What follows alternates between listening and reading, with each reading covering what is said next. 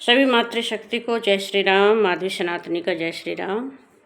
महिला मंच संयोजककर्ता, मोदी मंच संयोजककर्ता, सोशल मीडिया संयोजककर्ता। तो मेरा तो काम है सभी संगठनों को जोड़ना। और इस समय हमारा जनतंत्र, लोकतंत्र और राजतंत्र, इस तीनों में हमारे राजनीतिक, सामाजिक, धार्मिक तीनों ने बढ़ चढ़ कर के भाग ले रहे हैं। हमारे देश के लिए जो काम कर रहे हैं सबों को मैं जय श्री राम। और हमारे संत समाज भी आज हम लोगों के साथ है। आज महिलाओं के लिए मैं कुछ दो लाइन, कुछ दिल की बात अपनी आप लोगों से देश के सामने रखना चाहती हूँ। और ये सारी महिलाओं की दिल की बात है, हमारी भी है और सबों की है। हमारा काम है सोशल मीडिया पे शेयर करना। तो महिलाओं के लिए जगह जगह मान सम्मान, बहुत कुछ उनको सम्मानित किया गया, सब ठीक है।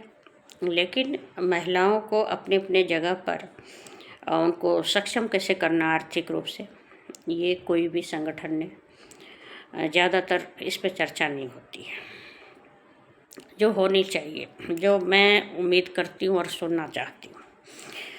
तो ये सबको पता है कि जब तक हम महिलाओं को आर्थिक रूप से सक्षम नहीं करेंगे, हमारी जितनी पढ़ी लिखी महिलाएं हैं, तो सरकार उनको क्या दे रही है।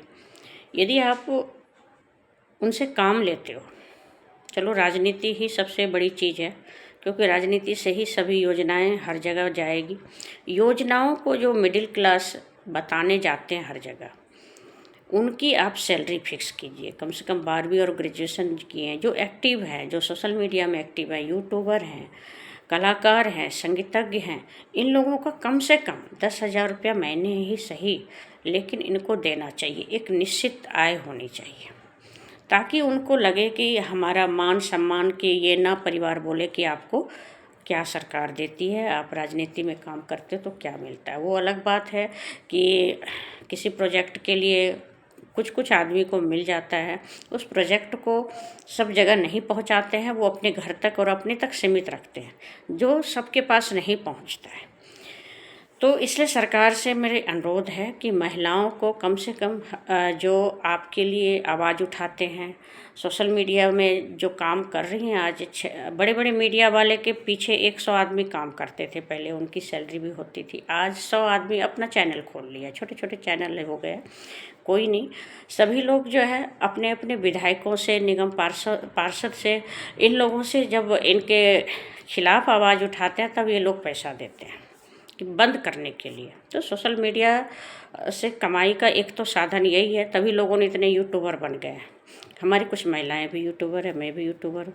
सवाल ये है कि यूट्यूबर की बात नहीं है, आप इतनी बड़ी जनसंख्या को आप फ्री में सब कुछ दे रहे हो, जनसंख्या के ऊपर आप कोई काम नहीं कर रही है सरकार, तो कहाँ से सभी को रोज़गार मिलेगा। और ना तो आप बेरोजगारी भत्ता दे रहे हो, और ना ही कम से कम पढ़ी लिखी महिलाएं जो सिंगल है, उनकी परेशानी को कम से कम सुना जाए, और उनको सुरक्षित कैसे, उनके बच्चे सुरक्षित हो, वो सुरक्षित हो, दूसरे धर्म में ना जाए। ये बहुत बड़ी जो देश की गंभीर समस्या है, इसके ऊपर राजनीतिक वाले, धार्मिक वाले, सामाजिक वाले सबों को सोचना पड़ेगा, और सभी संगठन को सोचना पड़ेगा। सभी संगठन, यदि आप महिलाओं को घर से बाहर आने के लिए बोलते हैं, तो घर से बाहर यदि वो जाती है तो उनका घर टूटता है।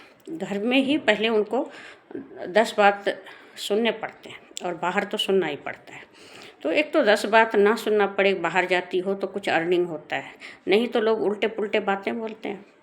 तो इस चीज़ों से महिलाओं का स्वाभिमान के ऊपर जो है असर पड़ता है। तो महिलाएं कैसे स्वाभिमान हो, स्वाभिमान और आप मान सम्मान जो है देने से, वन टाइम किसी को कुछ देने से कुछ नहीं होता है। परमानेंट व्यवस्था जो हमारी महिलाएं, जो परेशान महिलाएं हैं, जिनकी आर्थिक रूप से परेशानी है, उनको आप कोई भी संगठन हो, कोई भी पार्टी हो, उनके लिए खाने रहने की व्यवस्था अस्थायी रूप से सोचिए। किसी को एक टाइम कुछ दे देने से कुछ नहीं होता है। जैसे भिखारी को एक बार भीख दे देते हो तो आप भिखारी को बढ़ा रहे हो। तो उसी तरह बेरोजगारी जो है इस समय, चाहे वो सनातन भाई हो, सनातन बहनें हो, इसके लिए सबको सोचना पड़ेगा। सरकार अधिक से अधिक अपने अपने क्षेत्र में यदि प्रोजेक्ट लगाते हैं तो उसको जगह जगह पर आप एडवर्टाइज कीजिए कि इस प्रोजेक्ट में इतने भाई बहनों को जॉब मिलना चाहिए अपने अपने क्षेत्रों में। तो इसके ऊपर ज़्यादा होना चाहिए, जगह जगह ट्रेनिंग सेंटर होना चाहिए, हर ज़िला में कम से कम ट्रेनिंग सेंटर हो। और जो भी ज़रूरतमंद है, जिसके पास देखो सब कुछ है, वो तो किसी भी चीज़ों में इन्वॉल्व नहीं होते हैं, ना वो सामाजिक है, ना धार्मिक है, ना राजनीतिक में है। लेकिन यदि इस तीनों में कोई महिलाएं आई हैं तो उनका मतलब है कि कुछ तो अपने को कंट्रोवर्सी में लाना चाह रही हैं, कोई तो कुछ अपने आप को आगे राजनीति में लाना चाह रही है, या धर्म में किसी भी क्षेत्र में आगे बढ़ना चाह रही है। और अधिकार है, बढ़ना भी चाहिए, जिसमें जो गुण है उसको आगे बढ़ना चाहिए, और सरकार को भी उसको तराशना चाहिए। हीरा तो अपने देश में कमी नहीं है हीरा की, लेकिन हीरा खोजना, उसको तराशना, उसको मार्केट में ले जाने वाला जो है वो सरकार की नीति होती है, पॉलिसी होती है। वो हमारे देश में नहीं है। तो मुझे है कि अपने सनातन भाई बहनों में जिसमें क्वालिटी है, गुण है, उसका संरक्षण संवर्धन कैसे हो। तो सरकार से मैं प्रार्थना करती हूँ, जो आप देश समाज के लिए ऐसी महिलाएं, ऐसे पुरुष जो काम कर रहे हैं, चाहे वो मीडिया में हो, चाहे ये है, उनका पूरा फैमिली का सिक्योरिटी जिम्मेवारी, और सरकार को उनको आर्थिक रूप से ज़रूर सक्षम करना चाहिए। बड़े बड़े चैनल वाले भी घर से परेशान हैं, बहुत सारे अभी चैनल बंद हुए। तो समस्या मिडिल क्लास की बहुत है कि वो नीचे स्तर पर मतलब नहीं जा सकते हैं। तो उनकी समस्या बहुतों ने सुसाइड किया है ना, नोटबंदी के बाद। और दिल्ली में कितने सारे काम बंद हो गए बड़े बड़े। तो उसके लिए सरकार की कुछ योजनाएं होनी चाहिए, ऐसे कहीं भी ऐसी होनी चाहिए कि उनके लायक कुछ काम हो, जिसके पास जो चीज़ नहीं है वो कैसे पहुँचे वहाँ तक। ये चीज़ ज़्यादा मायने रखती है। तो उस तरह से आज धर्म नेता भी हम लोगों के साथ हैं, उनको भी आर्थिक रूप से सक्षम करने के लिए वो भी बढ़ चढ़ करके राजनीति में भाग ले रहे हैं। और हमारे सामाजिक जो भी हैं, समाज के लिए जो कुछ अच्छा करते हैं, अचीवमेंट करते हैं, उनको आप मल्टीपल कार्ड बना करके ज़रूर दें। यदि आप मान सम्मान और सम्मानित करते हैं महिला दिवस के दिन, तो एक काम कीजिए। और दूसरी बात, यदि आप जनसंख्या के ऊपर आप जैसे कि कांग्रेस के या जिस दूसरी सरकार ने हिंदुओं को सुनते नसबंदी करवाए, तो आप आज तो कर सकते हैं। आप दूसरे धर्मों ने इतनी जनसंख्या बढ़ाए, उनकी चाहे तो नसबंदी करवाई है, उनकी महिलाओं का ऑपरेशन हो, सर्टिफिकेट हो, और उनको 10,000 रुपया महीना दिया जाए।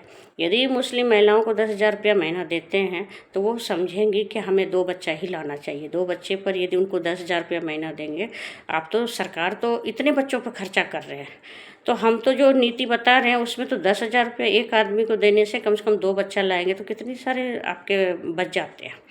तो ये सोचना चाहिए। यदि आपने किसी को इनाम सोच करके सर्टिफिकेट के ऊपर 10,000 रुपया देने लगे 2 बच्चों पर, तो मेरे अंदाज से सारी मुस्लिम महिलाएं लाइन लगा करके ऑपरेशन कराएगी और अपने सर्टिफिकेट के आधार पर उनको पैसा मिलेगा।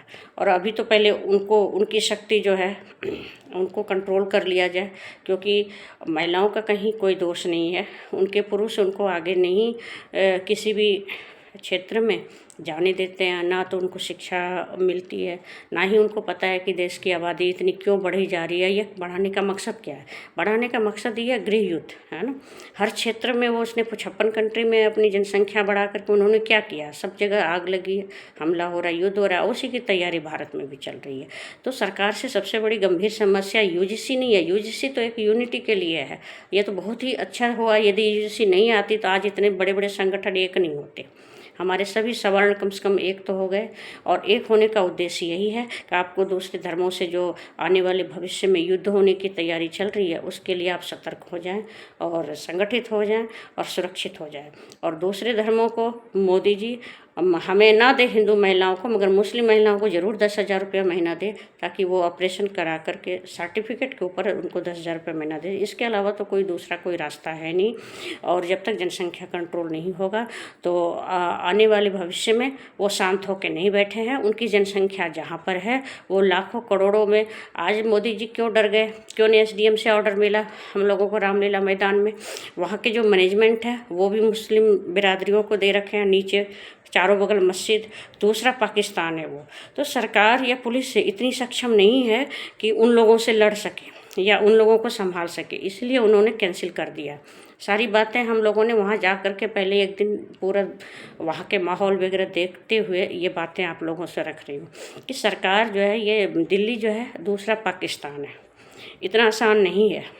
और दंगा तो होता ही होता है, हिंदू मुस्लिम में लड़ाई होता है यदि रामलीला मैदान में वहाँ पर धरना प्रदर्शन होता है, इसलिए कैंसिल कर दिया गया।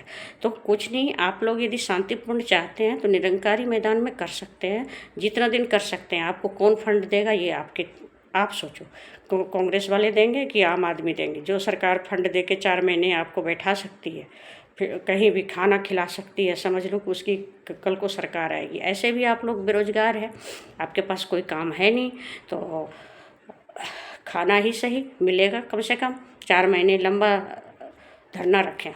घर में तो आप बीवी से झगड़ा करेंगे, जगह जगह पर परेशानी है, कहीं पत्नी पति को काट रहे हैं, पति पत्नी को काट रहे हैं, फ्रस्ट्रेशन हो रहे हैं, शिकार हो रहा है बेरोजगारी का। तो ये सब क्यों हो रहा है? एक दूसरे को पहले तो ये सब नहीं होता था। तो ये सारा जड़ है जनसंख्या का। दूसरे बिरादरी का जनसंख्या इतना बढ़ गया कि हिंदुओं को सब काम छीन लिया गया है। हिंदुओं के पास लड़ने के अलावा कोई काम ही नहीं है इस समय। इसलिए आपस में संगठित हो जाइए। लड़ाई तो बड़ी लड़नी है, मगर संगठित हो करके धरना प्रदर्शन लंबा चलेगा तो ही हमारी सरकार जो है इस चीज़ों को हटाएगी या इस चीज़ों को लेगी। वो चाहती है कि कम से कम किसान आंदोलन की तरह ये आंदोलन लंबा चले। अब देख ले 16 को क्या निर्णय होता है। यदि 16 को निर्णय नहीं होगा तो हो सकता है ये आंदोलन की तैयारी चल रही है, सभी संगठन बहुत लंबा करेंगे। होना भी चाहिए, सभी संगठित हो जाइए, सुरक्षित हो जाइए और महिला शक्ति को सक्षम कीजिए। सभी संगठन, महिला शक्ति यदि सुरक्षित है तो आपका परिवार भी सुरक्षित है, आप भी सुरक्षित हो, देश भी सुरक्षित है। ये देश महिला शक्ति के साथ ही है। और महिला शक्ति यदि चाह लेंगी हमारे देश को मजबूत करने की, उनको पावर है, क्योंकि धरती माता ही, इस धरती से महिलाओं को तुलना की जाती है। जब धरती माता इतने सारे समस्याओं को सह रही हैं तो महिलाएं भी आज समस्याओं को सह रही हैं। और वो उम्मीद करते हैं सभी सनातन संगठनों से कि वो एक होकर के रहे तो ही हम दूसरे धर्मों से लड़ सकते हैं। सारा उद्देश्य एक ही है कि कैसे उनकी जनसंख्या के सामने आपकी जनसंख्या कम हो रही है, आप कैसे लड़ोगे। तो थोड़े बहुत जनसंख्या जो है वो संगठित हो जाइए तो ही सुरक्षित हो सकिएगा। महिला दिवस के दिन चूँकि हम लोग बहुत सारे संगठन से जुड़े हुए हैं तो सबों की वीडियो कॉल और मीटिंग हम लोग अटेंड कर रहे थे। कल मेरे पास टाइम नहीं मिला वीडियो बनाने का, इसलिए मैं आज बना रही हूँ। और हमारा उद्देश्य है महिलाओं को सशक्त करना और महिलाओं को सक्षम करना। आर्थिक रूप से जब महिला सक्षम हो जाएंगी तभी हमारा देश भी सक्षम होगा। जय श्री राम, जय सनातन, जय माता रानी।